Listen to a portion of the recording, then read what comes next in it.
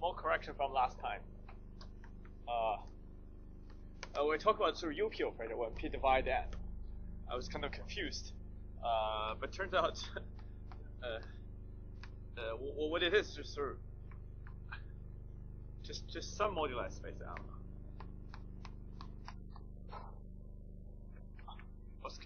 I was confused what it is, in the sense that it doesn't have a name for it, and indeed it just doesn't have a name for it.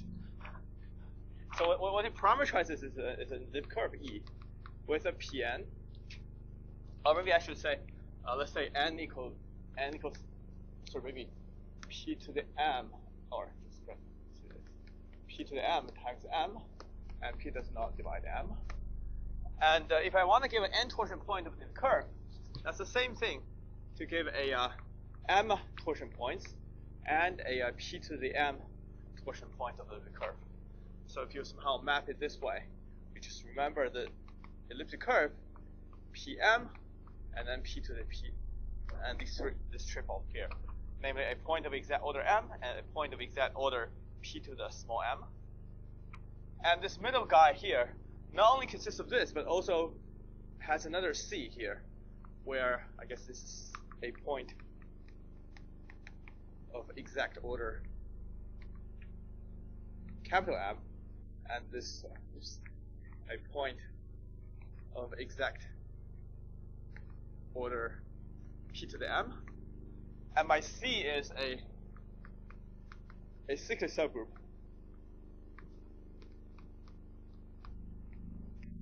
of order P, and it does not contain, I guess, P to the M minus 1 times this P, P to the M.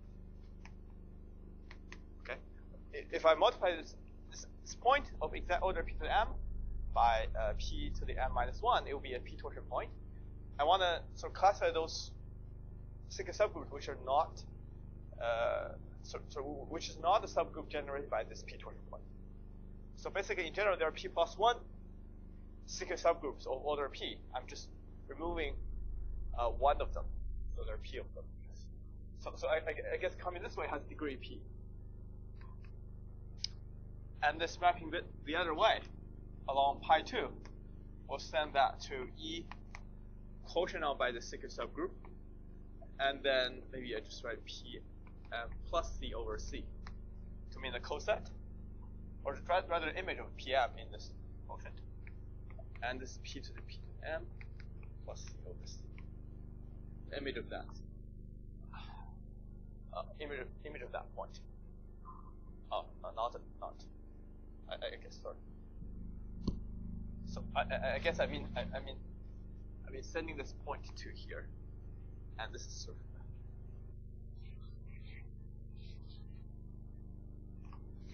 this is sending this point to this point. Okay. So that was just something I missed last time. So for today, the goal for today is to make these constructions over Z and Q somehow, and also I'll prove this so-called Eichler-Schmidt relation, which will tell you that the Hike eigenvalue is related to the Galois representation attached to the modular form. We'll get to that in a bit. So how should I do this? Let's do it this way. So let's maybe take an n greater than or equal to 4 to be, so that I have a well-defined moduli problem. So I'll write y1n to be the modular space of the following. So I'm gonna write this represents a function. I don't know what's it called, but let's just write. It's a function from all those schemes. Let's say no series over Z of 1 over n, 2 sets, extending a Noetherian Z one over n scheme to those elliptic curves. E is an elliptic curve over S, and the delta is, I think it's better to use mu n. So delta is a value of mu n into the n torsion point. So that's so basically somehow the generator of the mu n will go to, excuse me, the n torsion point. Then the fact that it's y1, well, maybe I should say m1 n. I'm just repeating what it is. So it's a fact that this is represented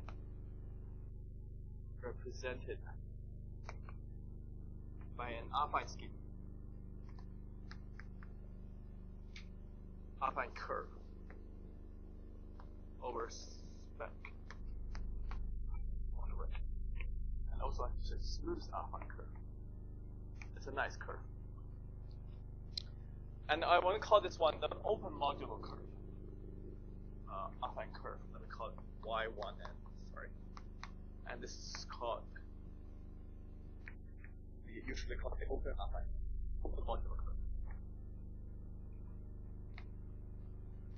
The reason it's called open modular curve is not proper or projective, so it's natural to compactify it. So there's a way to actually compactify it. It's sort of the compactification.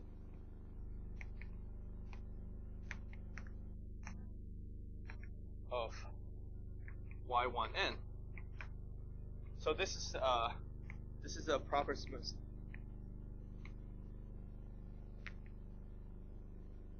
curve over spec. The one over n is usually called the compactified modular curve.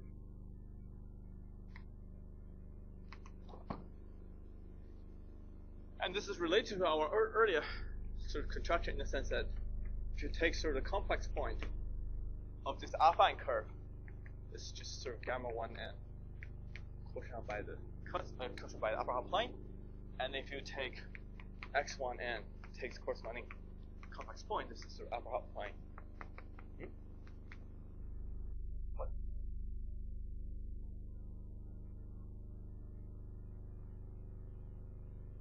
Scheme.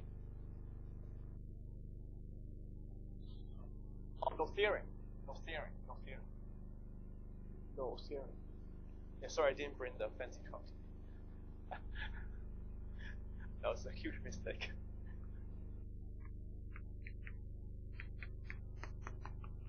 Adding cusps. And algebraically,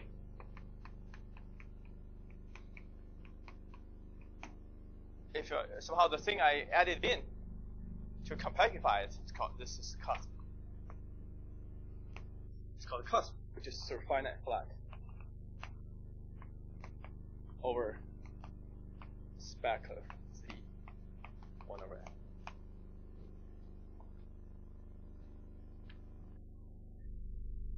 Again, I'm just gonna copy everything I did in the complex case. Sometimes.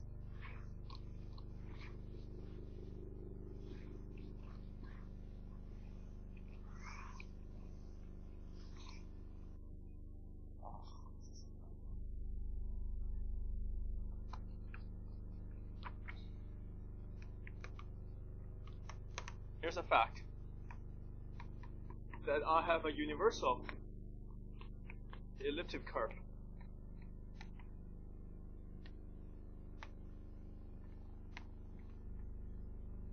over the open modular curve, as we discussed last time,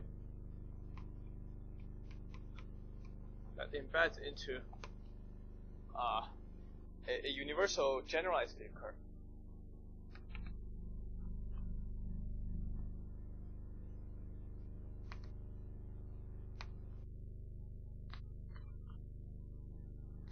namely at the cusps, each of the fiber can be of sort of the form like that on the cusps. Okay, and the smooth point of this is a group scheme. So this is a group, relative group scheme.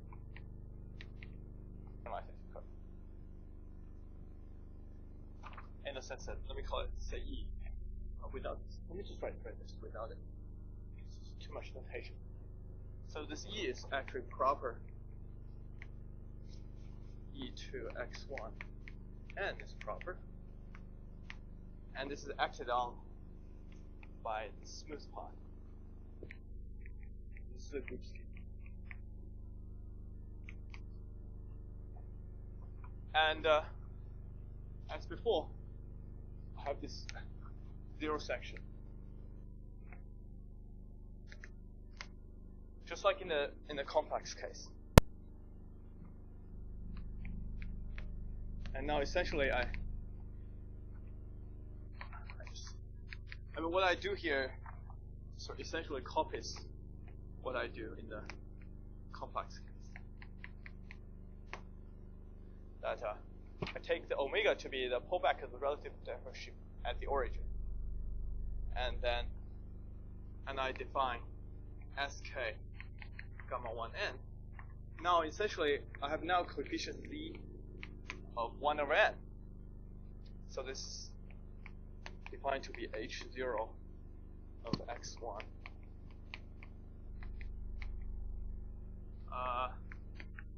Because I'm talking about cusps, so I have minus c here, as I explained last time. So later on, I will be very maybe I should say k greater than equal to 1. Later on, I'll be a little bit sloppy about the coefficients here, because later on we're going to pass to ZL coefficients, where L is different from n integral coefficients. Okay. Let me make a remark that the Caudière-Spencer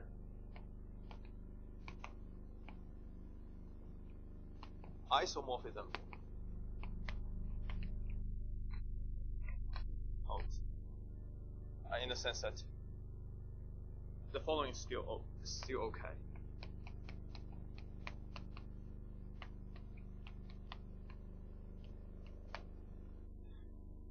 This automorphic sheaf tensor with itself twice. It's the same thing as omega 1 with log power along C. So this holds even integrally. But let me mention that a way still have to invert n, the level. Okay. If you don't invert n, this is not true. Or even like x1n won't be smooth anymore. So.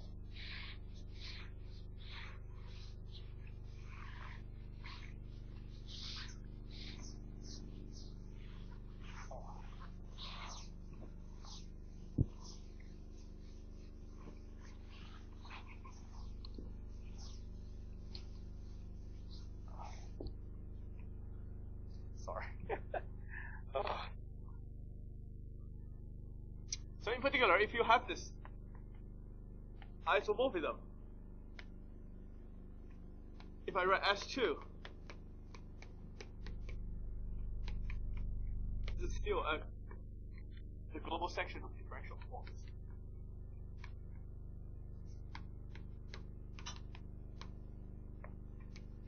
Did I say over what? Okay, I should probably say over Z1 over n, but kind of clear.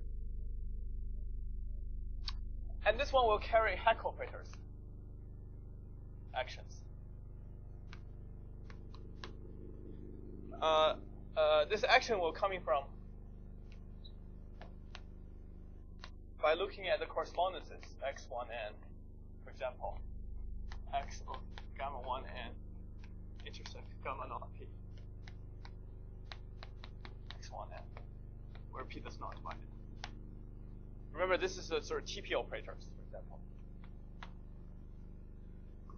And today we're gonna sort of study this kind of correspondence. Now, this correspondence defined over Z1 over n will soon be able to pass to mod p. and talk about what it looks like in a special fiber. Nonetheless, before that, before discussing that, let's just sort of write down, kind of quickly, essentially quickly review what we did last time. That once we have this, I have, and because these operators come from these correspondences, I'll have algebraic. I'll have algebraically define these sort of TP operators and UP operators and these diamond operators from the Jacobian of n goes to Jacobian of n. Okay, where the Jacobian is J1, n is defined to be the Picard group scheme of this relative to Z1 over n. Parameterizing all the line bundles on X1n relative to base.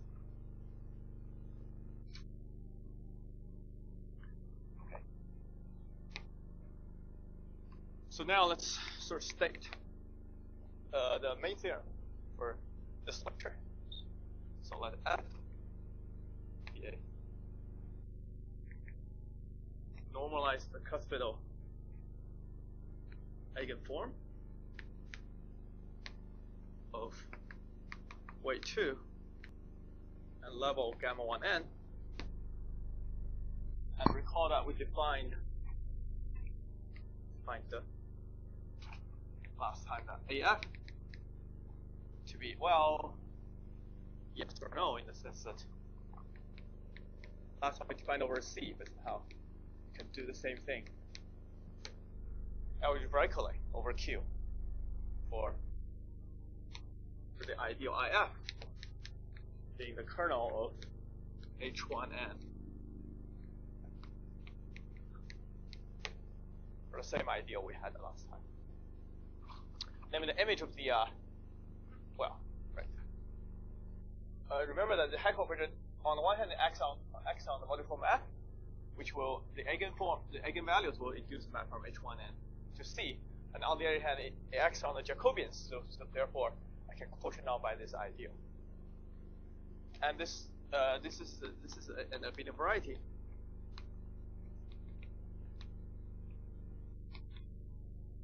Of dimension equal to the degree of extension of QF over Q, where QF is, well, but it's sort of also the same thing as dimension of, excuse me, H1 and quotient by I mean tensor with.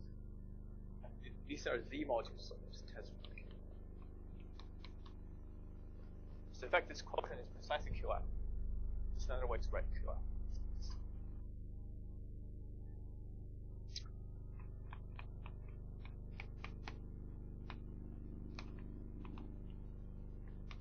Now the Galois rotation associated to F is precisely rho F being the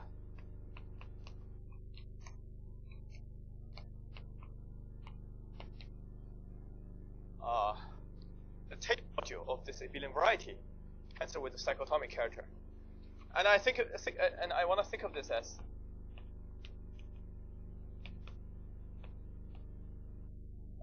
a two-dimensional QF as a QL vector space.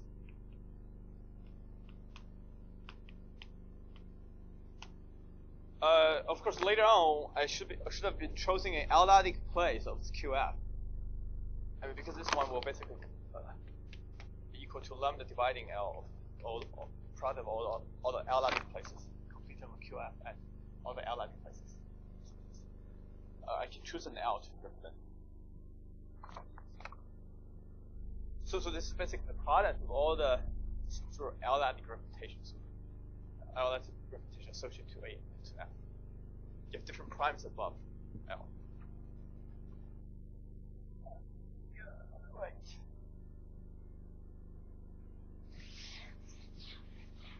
For our ultimate application later on, let's make a remark.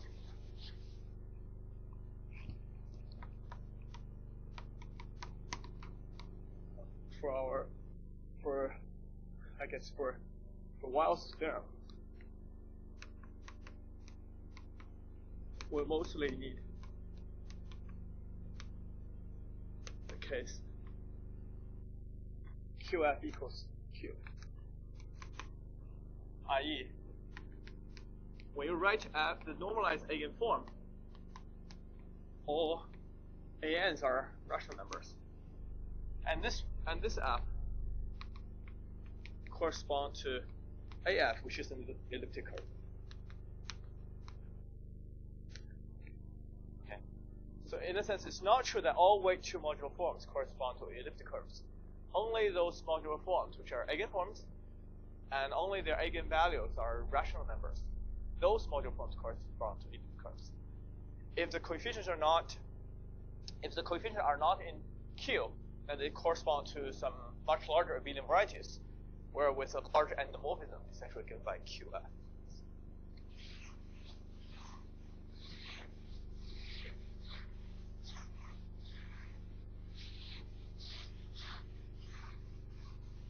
So somehow, in some sense, for the Galois representation, the coefficients matters a little, but not as much.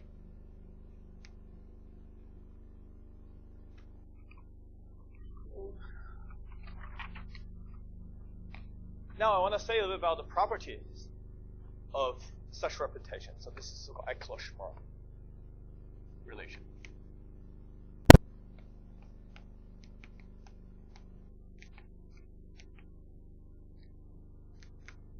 It says that the trace of this rho F for Venus at P is equal to AP if P does not divide it. So the goal of this first half of the lecture, or maybe a little bit into the second half, is to give a kind of sketch of the proof of this. So sketch.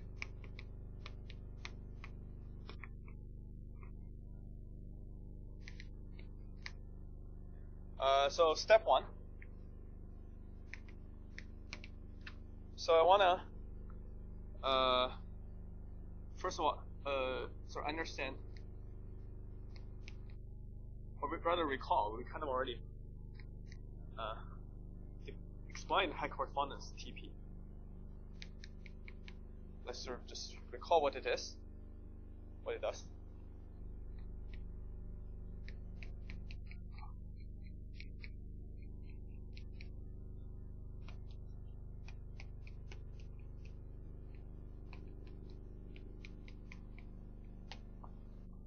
So it's a following correspondence where the top guy is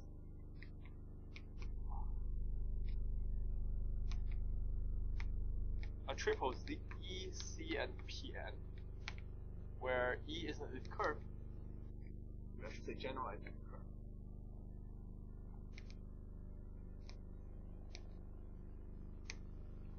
And C a subgroup of order P. And the Pn a point of exact order n.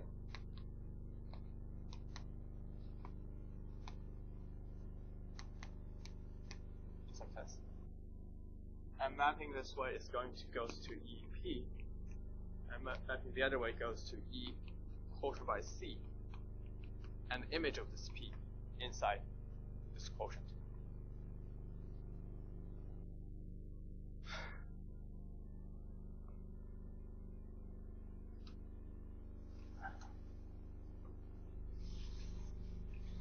And what we're doing here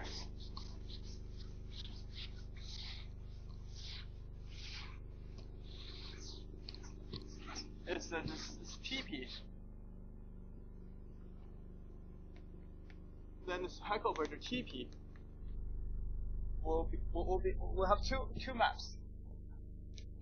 Well, first of all, I pull it back along pi 2, goes to J of J Jacobian of X gamma 1 and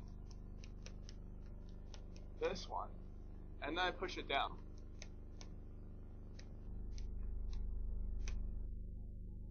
And when I do this, because I want to compare this TP, or rather, it's not, this is a TP eigenvalue here.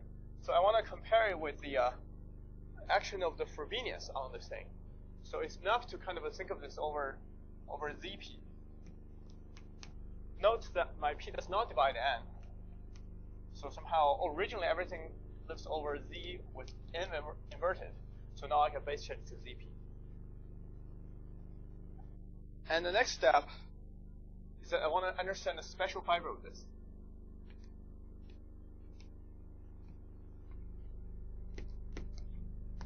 So that's step 2. And I want to understand the special fiber of this. And also this correspondence we have over on the left-hand side.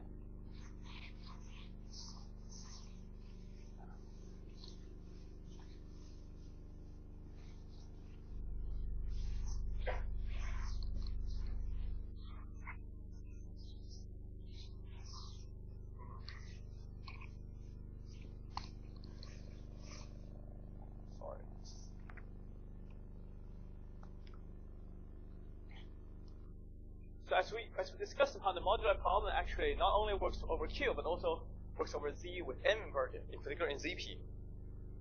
Now, so here's a fact about this special fiber. Or like, let's just write it down what it is. So let me put bar in special fiber.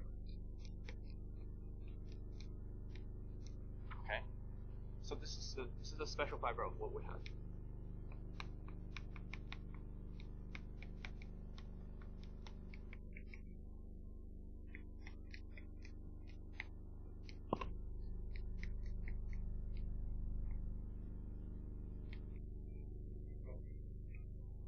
In fact, this special fiber has 2 components. Exactly 2 components.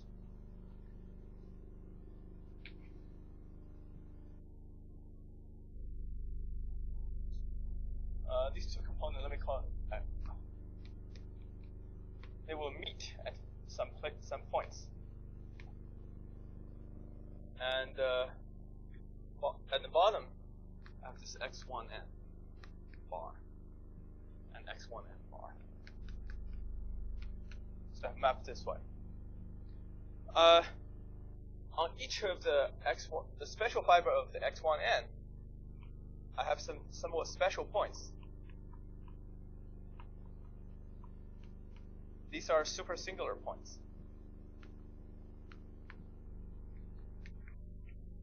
Recall that my x1n bar really parameterizes elliptic curves in characteristic P. And for elliptic curves over characteristic P, there are ordinary elliptic curves and super singular elliptic curves. So these points correspond to those where the elliptic curves are super singular. And now I have maps. Hold on a second. This is the pi 1, 1. And the other one is the pi 1, 2. So one of them is going to be identity. The other one will give me Frobenius. If you map it the other way, so this is pi 2, 2. This is pi 2, 1.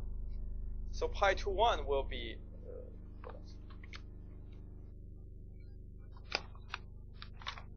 my bad. Hold on a second. So this will be the diamond operator P. So maybe I should say each of these is isomorphic to x1n in some sense. Each of the component on a special fiber is isomorphic to x1n.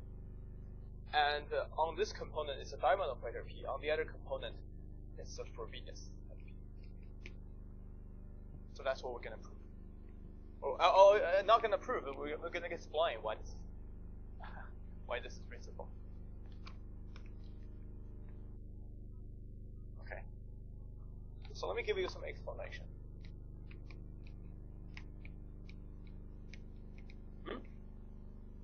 Super singular what? Super singular SS. Super singular. Yes. Yes. SS. Yeah. Yeah. So good point. So when you map this down, these intersection point precisely maps down to these points. Right. And it's the same for both maps. And this is a flat map. Global. you see that why one of them is identity, the other one is convenience, because I mean, if you think about it on generic fiber, going from, I guess, gamma 1n to gamma n1 intersect with gamma naught p, the degree is p plus 1, right? You're choosing I guess globally you're choosing p plus 1. There's p plus 1 ways to choose a subgroup of order p. And so somehow, at least special fiber-wise, generically you should have degree p plus 1. So this will provide degree 1, the other will provide degree p. And this point here, the special fiber is not. The point here, it's a little strange. So I'll try to explain it not away from the super singular point. So or sort of somehow give you some way of why this should look like that. It's not quite a proof, but I think it's sort of convincing enough. So let's forget about the cusp, and also at the same time remove all these super singular points. Okay, I'll entirely talk about the ordinary locus and see what happens there, because then by completion they will kind of fill in the gaps there. Right. So over the ordinary locus,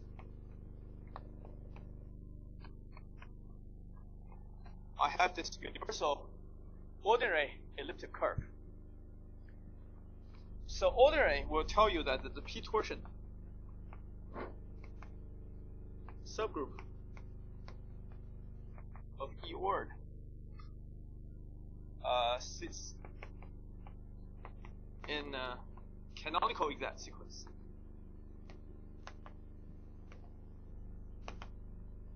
There's E word sort of. If you look at the p infinity part, or rather p, let's make it to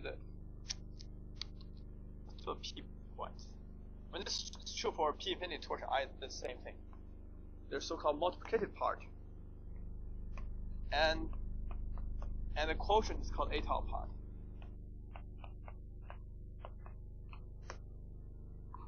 Such that. So the p torsion points of this universal curve splits. The dot split sort of breaks up into two pieces, that canonically.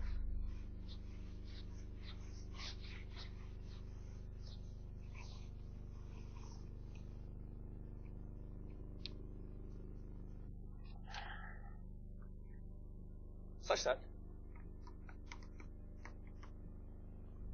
at each point, at each fp bar point,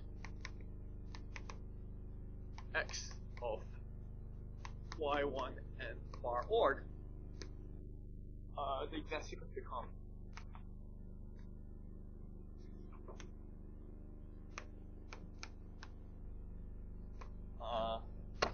zero goes to mu p, goes to the x bar, it's ordinary part.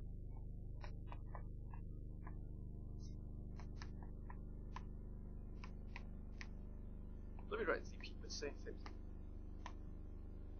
So at each of the sort of fp bar point, this p torsion point of this ordinary part has a unique sort of connected component, which is isomorphic to mu p, and the quotient by this connected component is an a tau group scheme. And the reason I wrote it this way is because this actually for ordinary curves you can go all the way. So you can say, okay, if you put all the p torsion points here, you have the connected part and the so-called a tau part.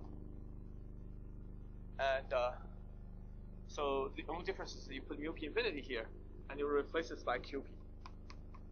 And that the same thing would help. This goes all the way. But we're not going to use that much. Just p torsion is enough for our purpose. So in some sense, what we have here is that this gadget somehow is a kind of a family version of mu p. Whereas over here, this is a family of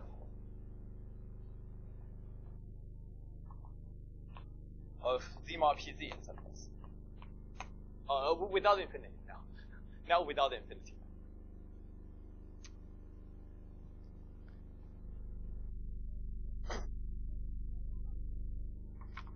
let me make an additional remark. Are there any questions about this?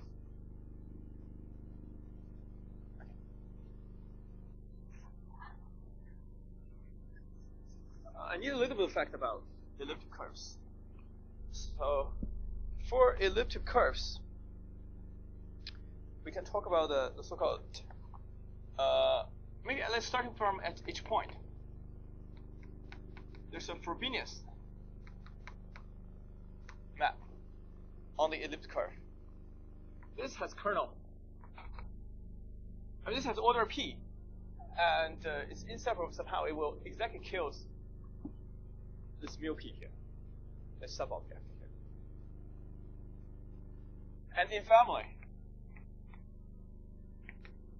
we can't quite say Frobenius from one to another.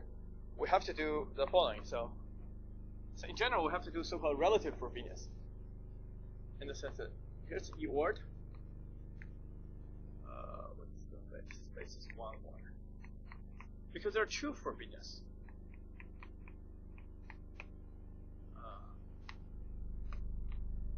Okay, so there's a Frobenius of the base. In the sense, you think of this, for example, you just pretend this is FPT. Right? So there's a Frobenius of the base. Base extending t to the p. Okay? And upstairs you have this ordinate in the curve, say y squared equals x3. I have no idea. How about this? Okay, you have parameter x and y. There's a natural map going this way. Basically sending somehow t, x, and y, and all of them to t to the p, y to the p, and y to the p. This is absolute Frobenius.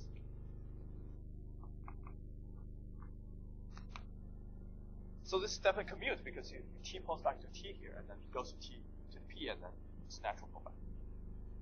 So once you have this, you have a so the scheme will map to this, and therefore maps to the Cartesian pullback.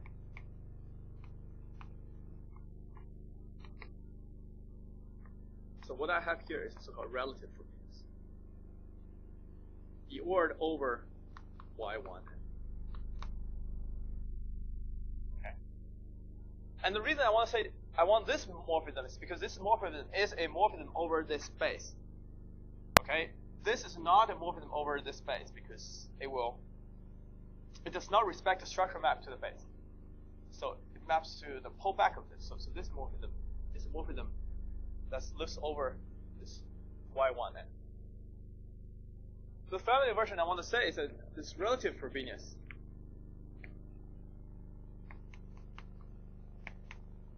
sending E word to E word has kernel precisely.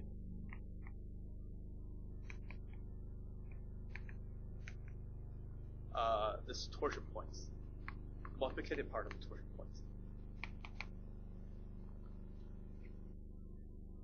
Oof.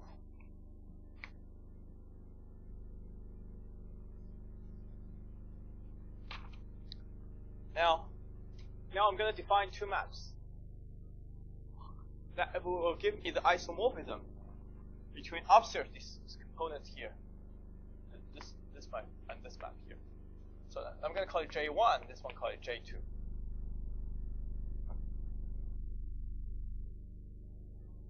Oh, I could be wrong about 1 and 2, but we'll see. Okay, what am I doing? Okay, so let's define J1. It goes from Y1 bar word, sort of ordinary part of this space, to upstairs.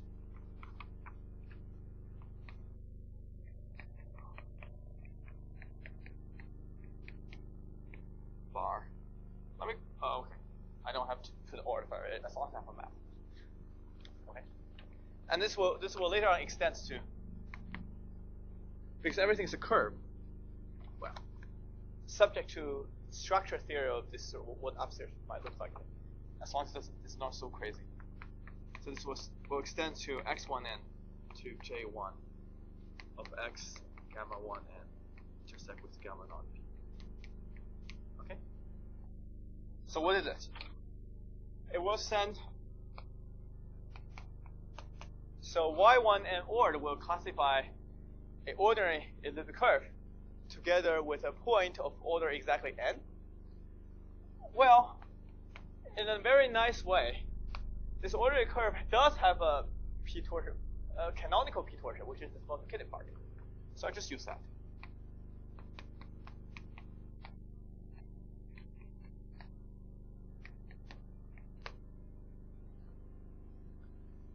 So that's a naturally well-defined map.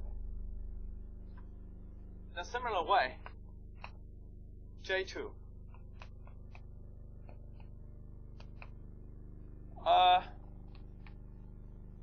This,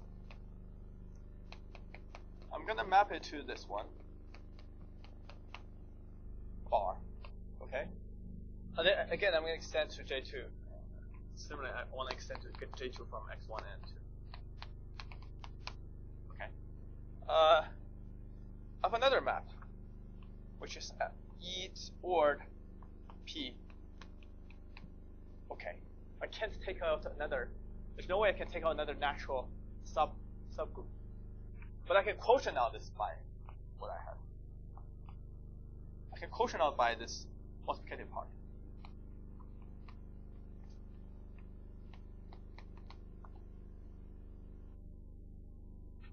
And P, I take the image of the point, P in the quotient. And what's a subgroup?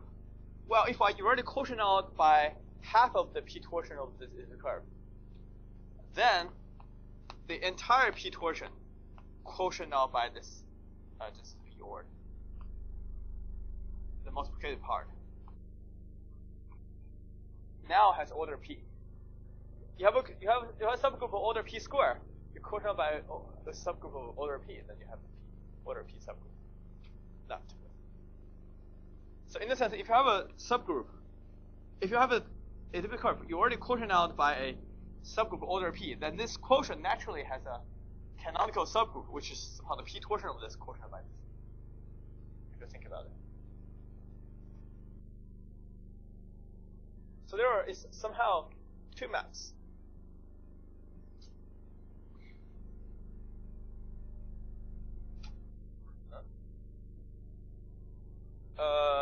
Let's see. If you quotient out by this one. Okay, so maybe I should. What I should have said is somehow J2 is not quite an isomorph. So I have a map J2 to yeah, not quite an isomorph. But yeah, so because this one, if you think about it, inside of this you have a multiplicative part and internal part. You quotient out by the multiplicative part, so you have something internal. But what I did not say is that this is not. I didn't say this is an isomorph. This is definitely not an isomorph. This morphism may not be sort of embedded. Could be a. This might be inherited kind of a Frobenius inside of. In fact, that's how it is.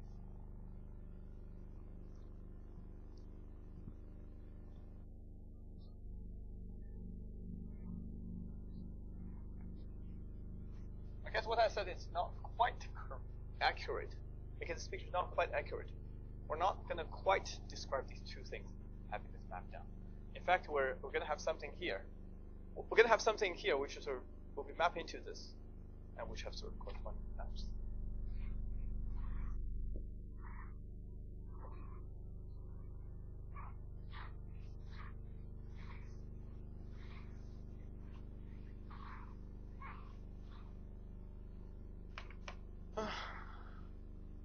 So now let's do a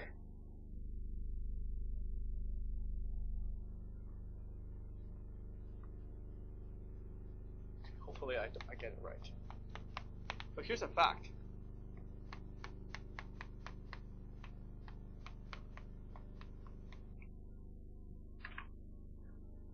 This is the image. K1 unit image J2. So this will be the corresponding two components of this. Then we're in the following situation. So let's describe these maps in a bit more detail.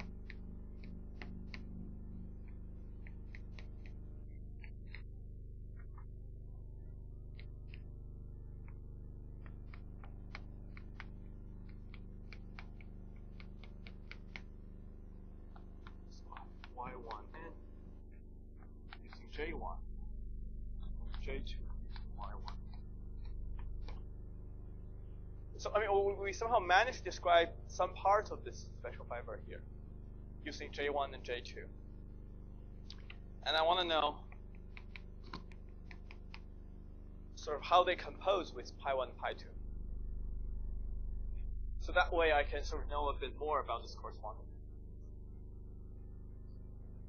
So let's compute.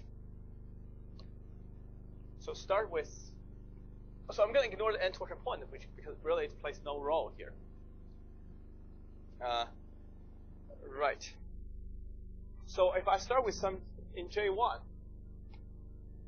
when I map into this correspondence here, what is get mapped to is E ord and E ord P torsion multiplicative. Right? So pi1 and pi2 plays different roles. So pi1 will just forget this torsion, whereas pi2 will send it to E ord modulo E ord P multiplicative. But we already discussed the relative Frobenius. The relative Frobenius has kernel precisely this one. So when you really quotient, you're getting the ordinary part, comma P. Like, did I do this? Okay. Oh, I didn't. So how the Cartesian pullback of this. So sending E ord to this. So what does it tell me in terms of moduli spaces?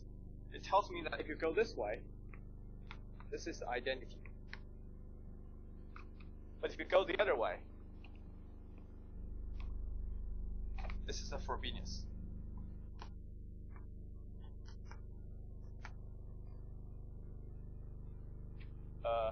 Because we'll send the curve to its Frobenius pullback. So a couple of words here. So maybe take this as a fact that this, going from this to here, this is a kind of immersion. It's a locally closed immersion. In a sense, you can kind of imagine that when you have this data here, we map it over here, and you forget about it, so you can recover this data. So somehow, in some sense, it's kind of injective. And this over here, same thing. If you map this curve and its point to this curve quotient now by this sort of this subgroup, this sort of canonical subgroup, and you also record the P torsion quotient by this subgroup. If you want to recover your original thing, you can just use this curve quotient out by this group. Then you will get sort of E mod E P torsion, which is sort of the same thing as E. So therefore, you can recover this. So in some sense, going this way is a kind of locally closed immersion. And it's not a completely trivial fact that you can extend this to sort of the complete curve. And also the structure of the special fiber of this guy is not. It's going to take more time to do it. So I don't have that much time. So I'm just going to take that as a fact. Okay. So I discussed this J1 here, which sort of maps down to one of the components here. Now I'm going to discuss J2. So J2 will stand. So all over here, I kind of didn't write this point of order n. So okay, so J2, as I wrote over there, this will be sent to the ordinary part, quotient out by the P torsion part of this, the multiplicative part. And the subgroup of order P is the entire P torsion part, quotient out by ordinary P multiplicative. Okay? And now I do pi1, which is sort of forgetting this P torsion point.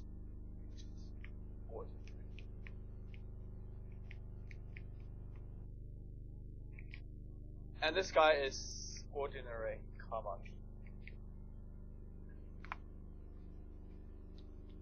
And mapping to the other side, I send it to E the quotient of this group by this basically entire p torsion of this E order. So this quotient by E order.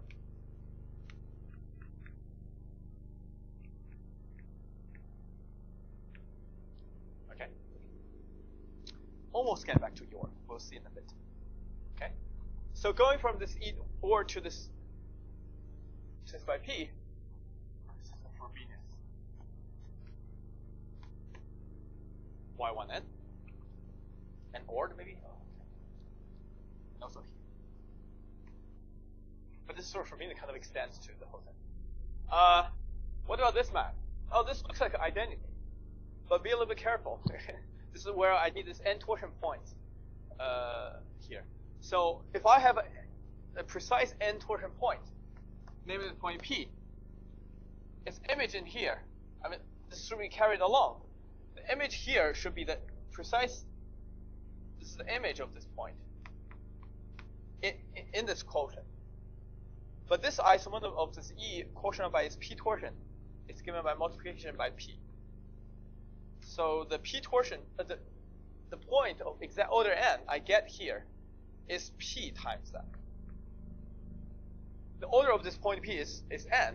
N is relative prime to P, so it's still, even if you multiply by P, it's still a generator for a subgroup order n, but it got multiplied by P. So this map here, this is the sort of diamond operator P. The diamond operator doesn't do anything to the curve, but it's about to send the generator for the P torsion to P times that. Or tiny, subtle. Okay. So that describes what this, I guess, what the structure of this space looks like. Or maybe as we kind of stated the fact that these are kind of embeddings, and that this is sort of essentially the image of the union of these two. Now let's look at the induced map on Jacobians. Right on the other board.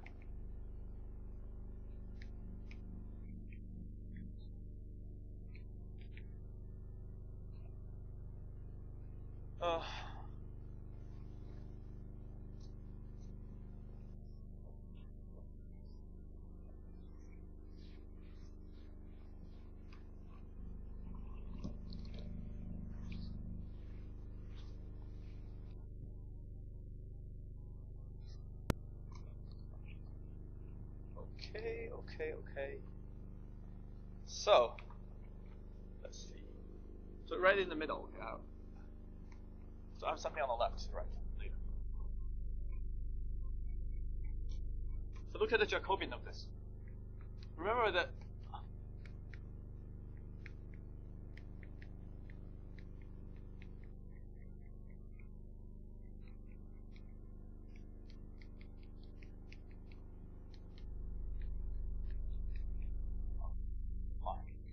I mean, Jx1n is J1n. Okay. So remember that the correspondence TP has two steps. First pull back, and then push down. Okay? We also talked about this one. We said that it has oh, I didn't say what. It's a fact that this one has semi-stable reduction. Just so many geometric facts. I didn't have much time to give detailed proof of these. This one has a semi-stable reaction, and we kind of discussed what it looks like. You have sort of two components here, right? You have x, what did I write? x1 bar and x2 bar, right? So one of the theorem we recalled about the Jacobian of this such sort of non-reduced, non-irreducible curve is that the Jacobian has two parts. So there's always a torus part before that, which well, I'm not going to specify. J1 alpha star, J2 alpha star, Jacobians x1.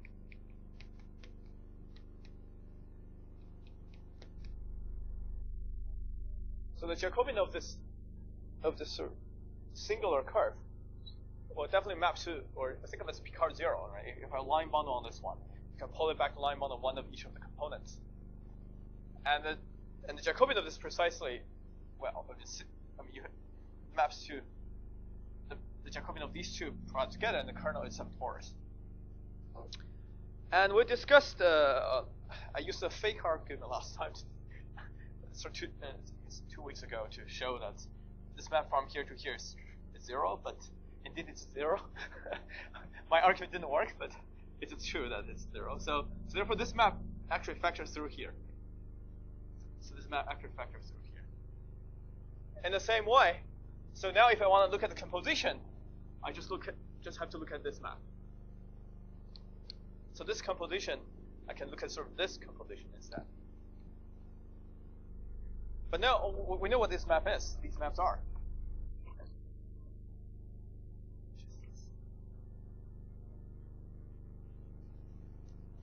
So I have those two maps. Hopefully I copied them right, but anyways. So one of this, the other one's this. And the bottom ones are identity and the Frobenius pushdown. Now compose them.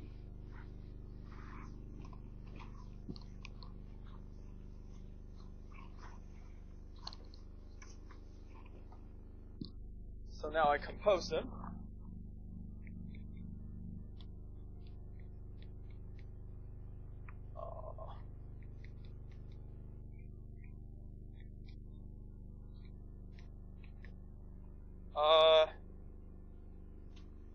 And for some reason, it's just maybe easier to do this way. I can do. Of course, it's kind of you already see something because this is kind of the AP, and somehow this looks like kind of a trace of Frobenius in some sense. I think it's easier to just do Frobenius pullback of both. Compose Frobenius on the right. It doesn't matter. It's just way of writing things a little bit nice. Hopefully I get it right though. I compose Frobenius twice. Frobenius on the right. And then just rewrite this. It says that Frobenius squared minus TP of Frobenius pullback plus P times. Because if you pull back and then push down, it's the pullback and then push down. It's the identity. No, actually it's multiplication by the degree. Right? I mean, it's your line bundle, right? You pull up and then take the term. Okay.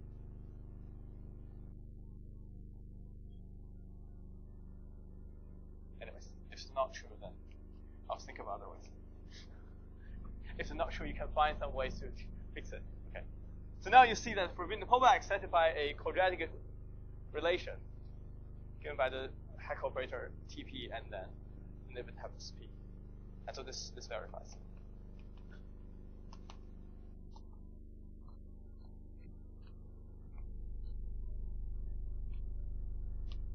Relation.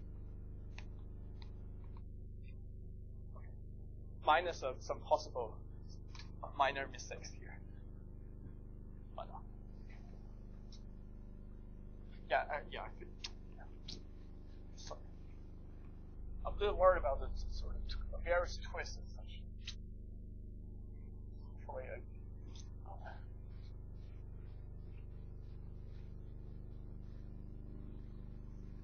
maybe let's write out a word here.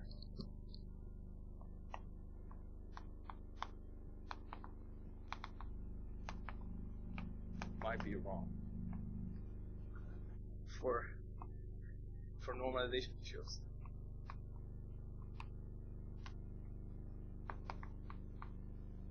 Sorry, I should have checked. Just to be sure. Okay. Good. So that's a rough sketch how actual this relation is proved. Okay. Whew. So for the remaining time of today, we're going to explain a little bit of. So, how many lectures will I have? we'll have like including this one, we'll have 4 lectures. So we're gonna go towards a little bit more towards the patching arguments. So let me sort of start to set things up. So this lecture and the next one will be start to try to set up things nicely for the patching argument. And I'll do, anyway, we'll finish. So I need a little bit of fact. Not too bad. So on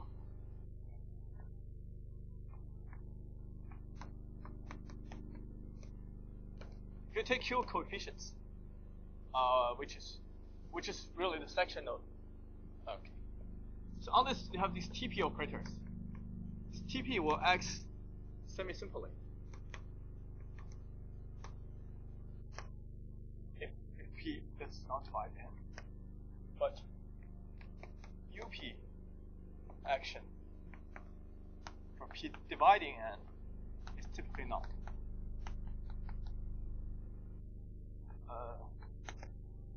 Well, it may not.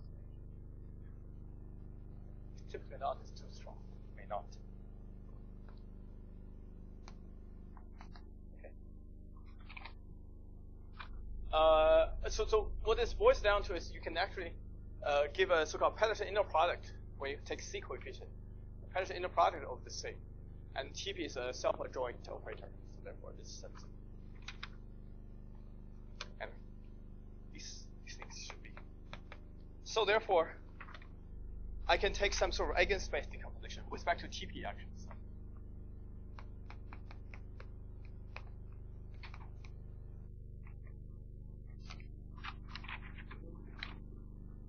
I'm going to take sort of these lambda p,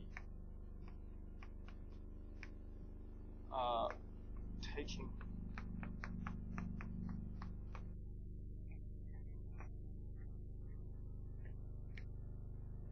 this is where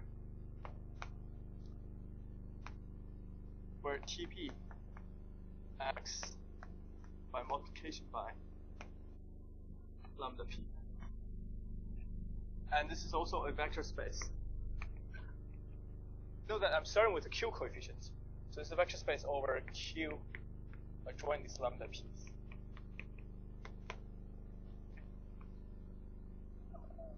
So because TP acts semi-simply, so I can decompose with respect to, and of course these TPs commute to each other. I can take uniform, sort of simultaneous diagonalization. And my eigenform, if I start with an eigenform, so we define a. So this eigenform can associate a Galois representation. But somehow the eigenspace might be a little bit bigger than the eigenform for these operators, for all the operators, for all the Hecke operators, because UP action on this one might not be semi-simple. So for the actual eigenform, it's you can associate Galois representation. Or rather, I mean, for this one, we can associate the same representation if you want to. Same. So let's, or rather, somehow for this, all this TP, so all this TP eigenspace for all P does not divide N. So this entire eigenspace, I can associate Galois representation. I mean, there are two ways to think of this. Either the Galois is associated or associated with eigenspace.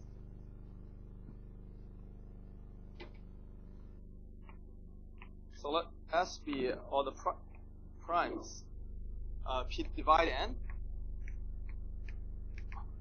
including all these L infinity and N. Oh, I will assume unfortunately, because I chose to discuss modular forms as opposed to Italic cohomologies, I have to put this assumption L does not divide N. So there's no way I can avoid this assumption under my setup. But if you work with so-called Italic cohomologies, everything should be fine. But anyways, let's stuck with this. So technical assumption.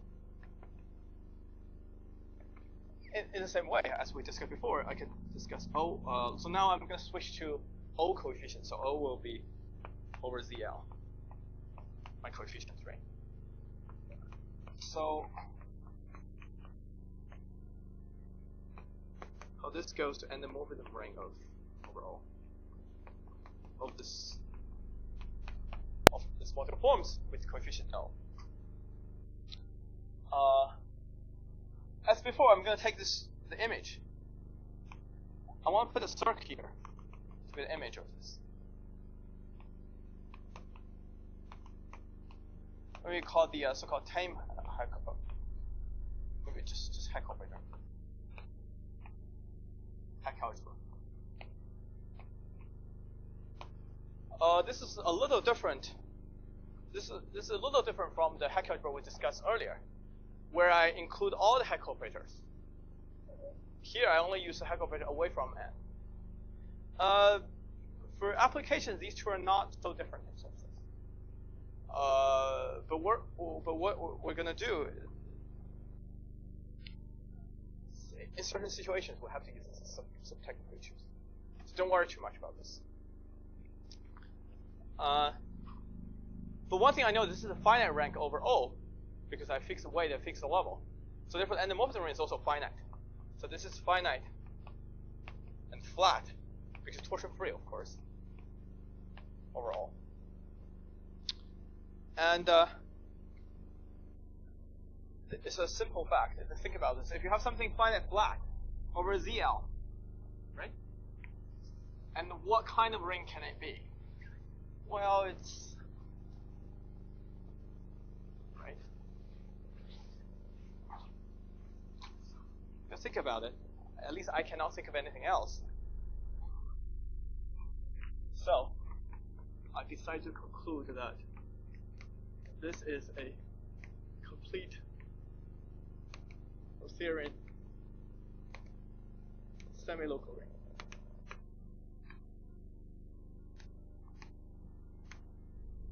And this H1n is in fact really the literary product of all its maximal ideals. Localization and all its maximal ideals.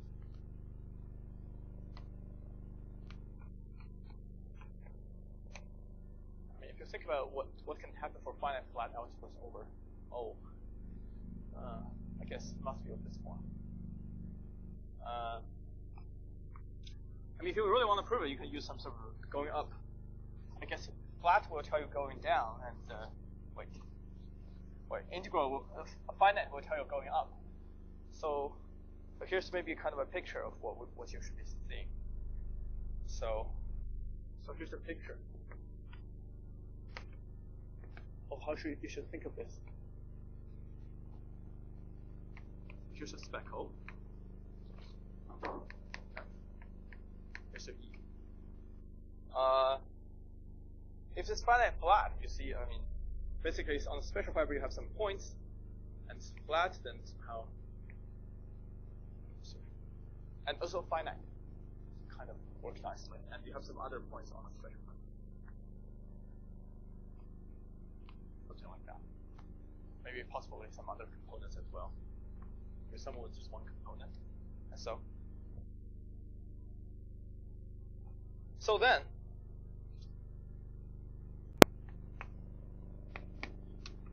I look at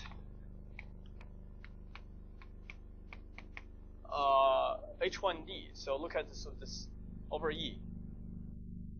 Look at how can I go over here.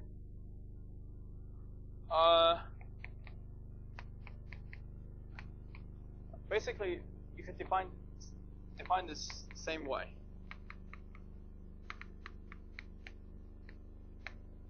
This is really the image of this endomorphism of SK.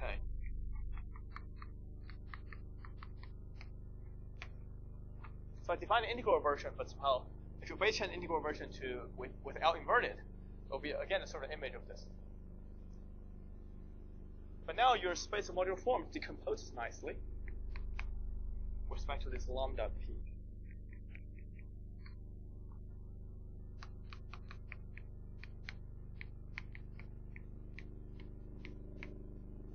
Okay. Then what happens? What happens to this TP back into here? The TP will act when it acts on this component, will be just scalar multiplication by lambda p. For every p, it will be scalar multiplication by some lambda p, specified by this component.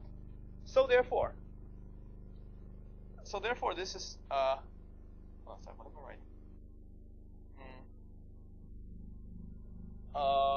space. So therefore, this bit here.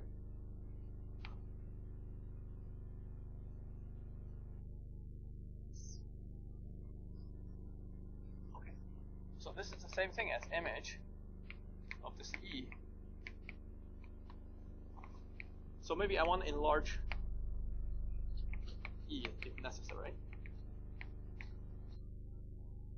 I want to make my E a little bit larger, so that E contains all the lambda p's in it.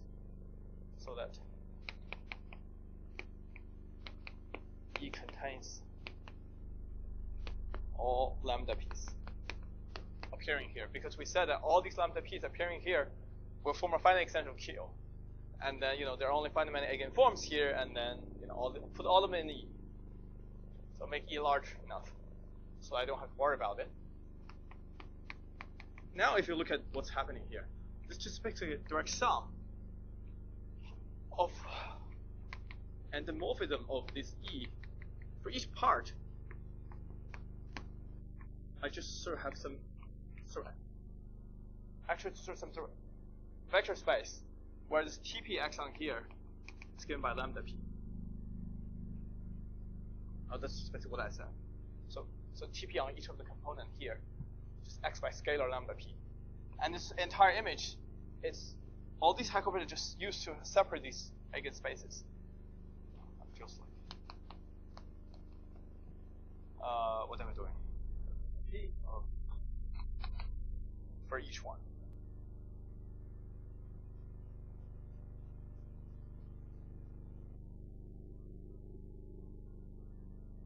Okay.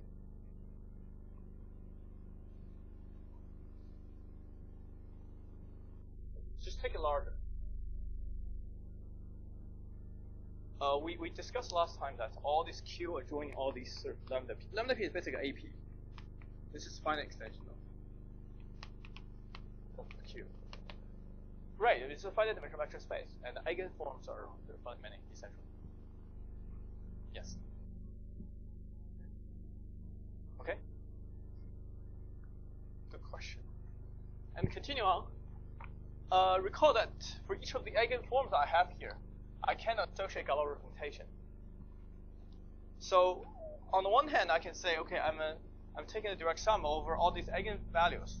In fact, I can think of it, I'm taking all these representations, GL2 of E, appearing in SK, in the sense that it appears there.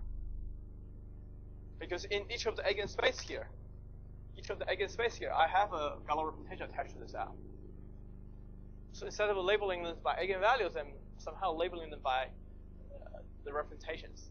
But same thing, those appear here. I didn't say all the representations that I received, some representations. So I'm going gradually towards somehow bringing some sort of Galois information to this. Let's rephrase this a little bit.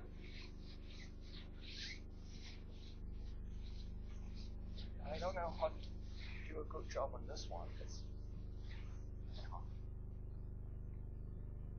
So in some sense, what we'll see is that this.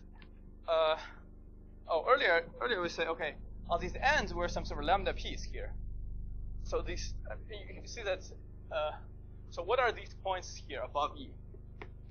Each of the points above E is precisely one of the, I should say direct product, because these are rings. We're talking about rings.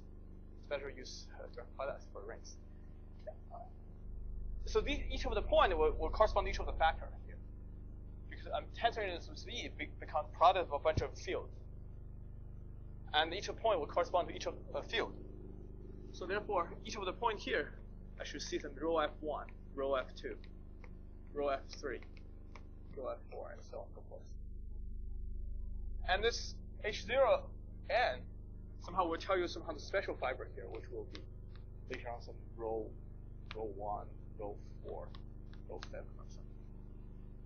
Special fiber. Or somehow residual Galois representation, we'll see. let's specify. Let's explain what I'm trying to say. So look. Okay, we'll have a maximum ideal.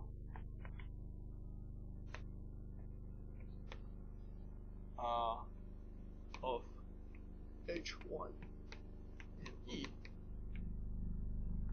This is one-to-one correspondence to a system of eigenvalues lambda p.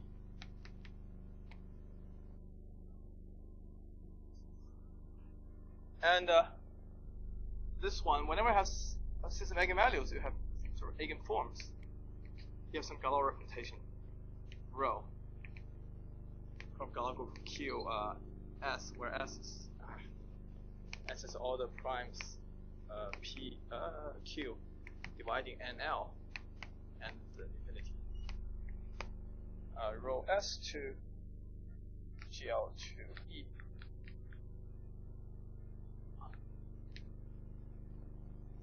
And such representation has a little bit more.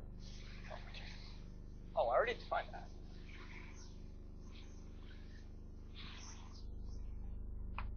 What happens when I say crystalline? Oh, wait. Liberal chi minus 1. Okay. So that's what we're discussing here. So whenever you have a maximum ideal of this H1 and E, it will give you a system of eigenvalues. In each eigenspace, I have an eigenform inside of that will associate the Galois representation. We don't know yet all the Galois representation satisfying these properties will come from eigenform. That we don't know yet. So that's basically what the other this somehow, hopefully, these are equal, but that's the hardest part of Wells theorem. Wells theorem basically goes the other way.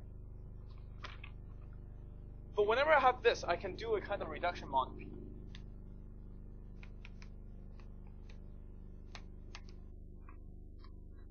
Or mod L, excuse me. So I want to get to maximal ideals of H1. Oh, excuse me. Sorry. In fact, this is some sort of this is going down. So this is a flat. This is integrality. Flatness. Oh, sorry, excuse me. Integrality. So what you do is you send this. You send the sort of the ideal on the GR fiber to there's a unique ideal. I guess there's a unique maximal ideal containing it.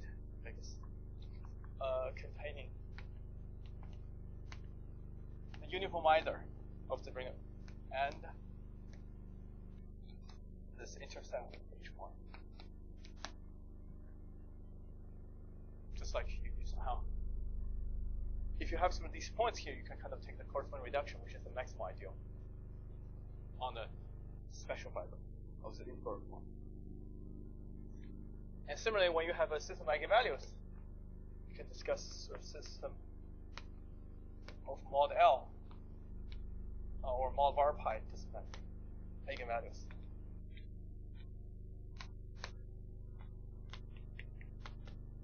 For P does not divide that.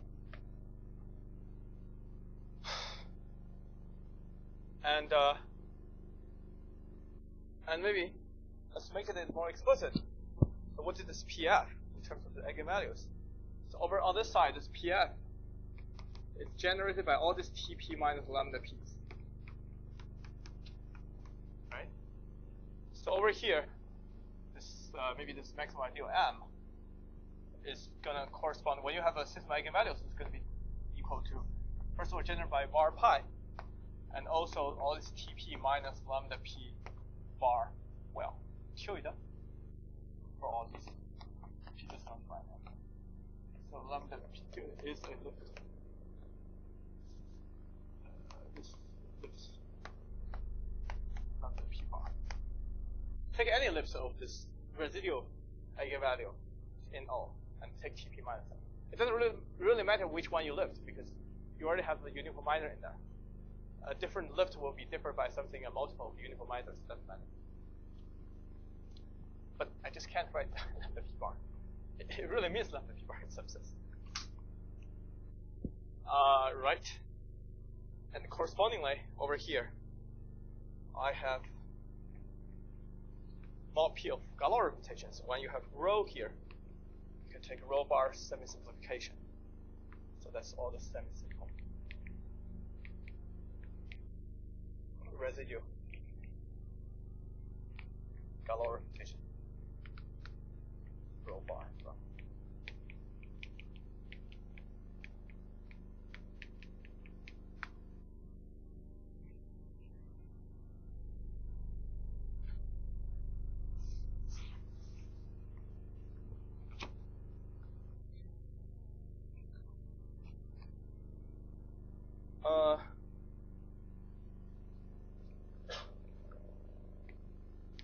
So let me rewrite this.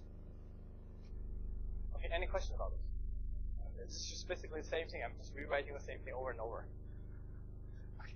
But I'm going more towards going to relate to the Galois representation this way.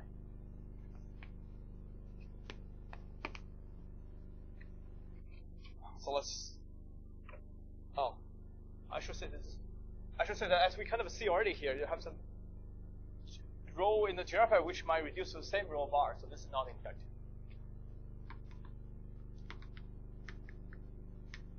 Okay. So let's again reorganize things a little. So let rho 1, rho r be all semi-simple residue representation appearing in SK gamma 1n. Maybe I should say FL bar.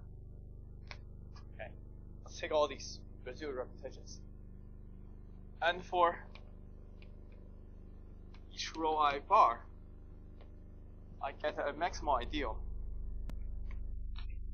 It's just something I just wrote there.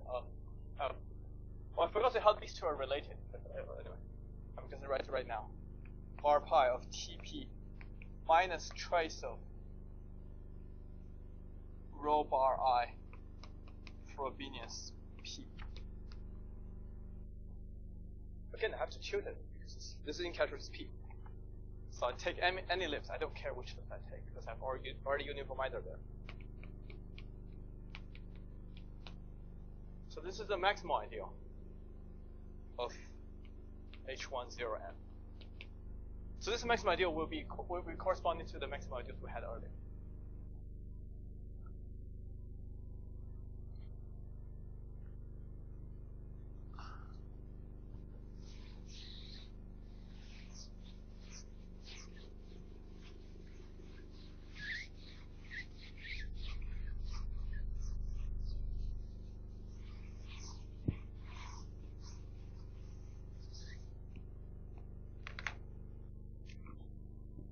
Then H10n can be decomposed in the product of these localizations.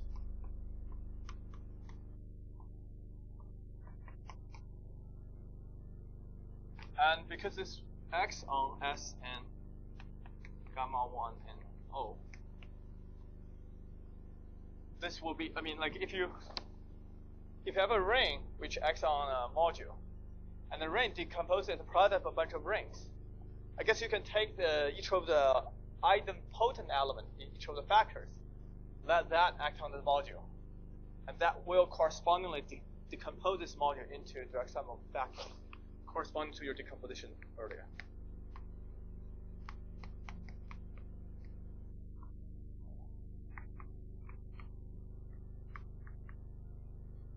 In the sense that if you take some sort of ith component, you have some sort of EI here. And this is just basically EI times this SK. The idempotent component for this ith factor. It's just that. And this is all Hacker equivariant. And moreover, we can ask what each of the factors represents. Sk, gamma 1, and O. If you tensor back to E, this is all the rho such that rho bar semi-simple is equal to rho bar. And Sk of gamma 1 and E. Remember, though, we have the decomposition of this according to the TP Hayek eigenvalues, where TP equals twice the rho flipping is.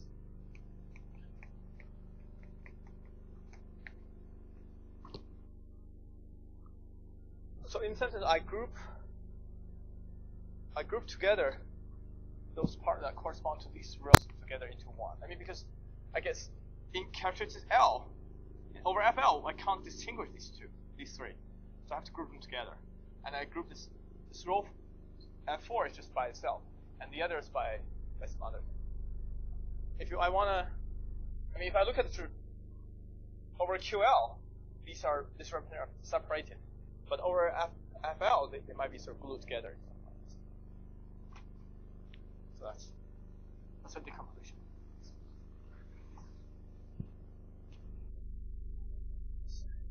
Drag you a long way. Great. Let me make a remark. Okay, you may worry that somehow this decomposition may grow in a very wild way when this K and N changes. In fact, it's a fact. In fact, fixing N. Fixing N. There's only finitely many rho bar I needed for any K.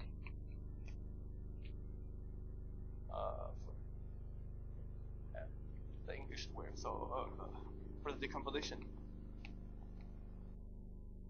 of Sk gamma 1 N with any K.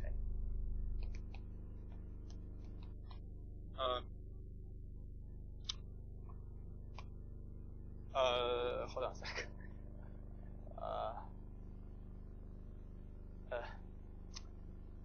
Then this English is a little strange. I mean to say that if you fix N, there exists a list of rho bar such that for any K, you just need to use these rho bars to decompose it. That's what I mean. In particular, you know the dimension of this guy grows as linear in K, basically. So especially when K is large, these sort of higher dimensional things will be decomposed into just these many rho bar components. And in fact, each rho bar component, the dimension will grow linear in K. But we didn't have the proper tools to prove this. So in some sense, when the weight gets higher and higher, there are more and more congruences. So rho bar, on the other hand, not that many.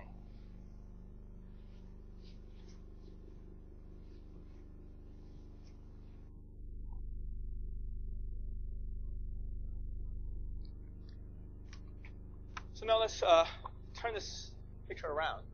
So I've been talking about, okay, starting with the module form, I get some Galois rotation, I decompose the space of module forms with respect to Galois rotations. Now I want to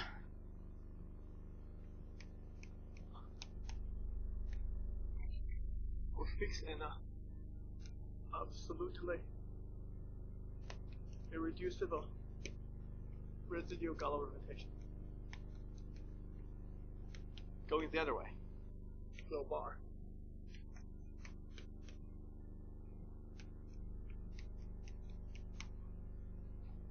So I will talk about, this, whenever I have this, I can talk about the universal deformation ring.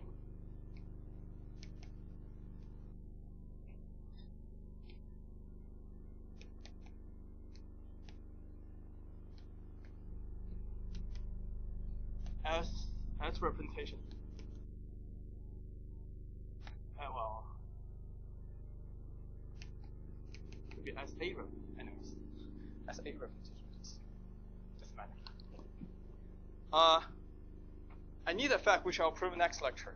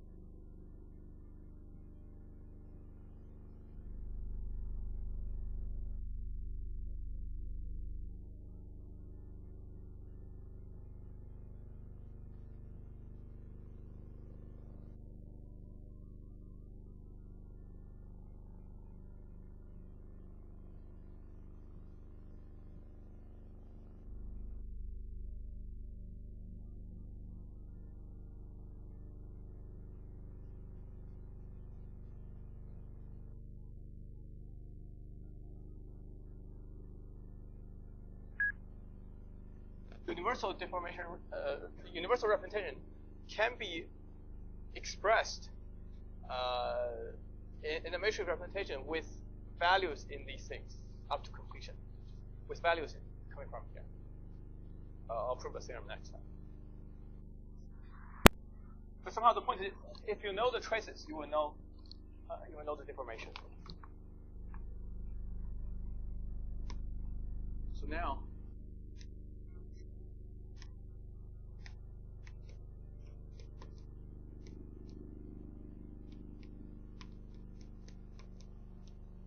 I look at the left-hand side. It's a surjective map. Oh, did I write test? I mean, I said same thing as well. Or how about just put test here? Because I wanna tell myself where I allow my verification. So I didn't ask them. Doesn't really matter. Okay. So this thing, on the other hand, also maps to H1n. Localized at temporal bar.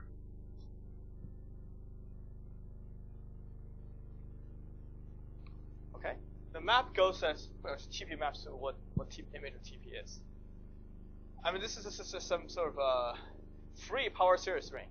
As long as you know this element maps to something topologically nilpotent over here, which it does because I localize it the maximum ideal.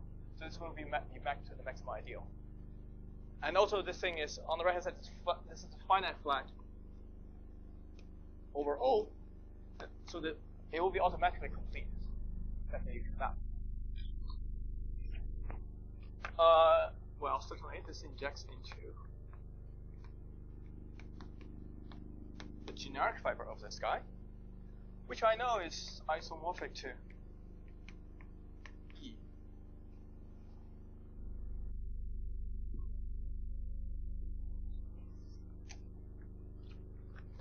Direct sum of E, where it's direct sum over rho appearing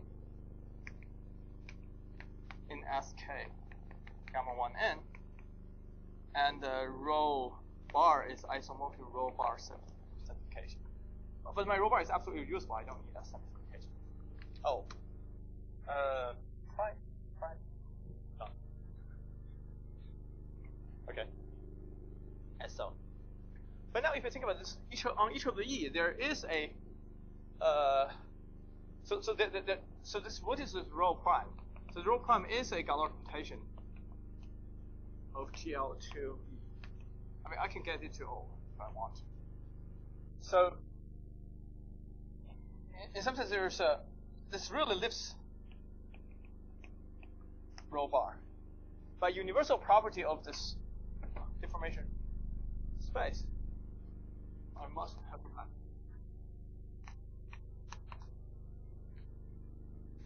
Property.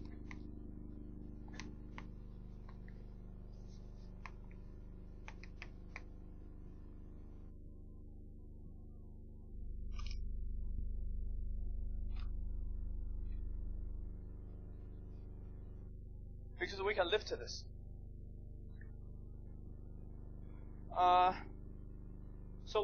So next time, we're going to show that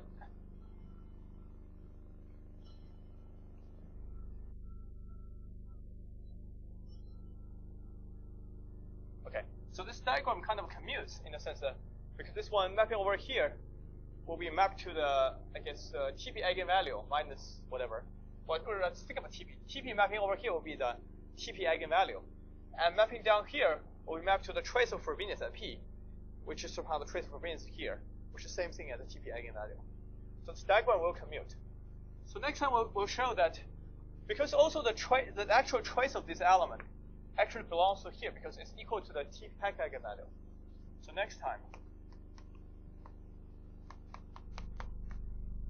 we'll show that whenever you have a representation as so, you can always conjugate your representation so that the coefficient lands in this where the trace lands in this situation. So a couple words. I'll finish this. So once you have this map, you see that this thingy acts on weight k modulo form. So we can view weight k modulo form as a module over the representation of the deformation ring. Okay. I have a final remark here.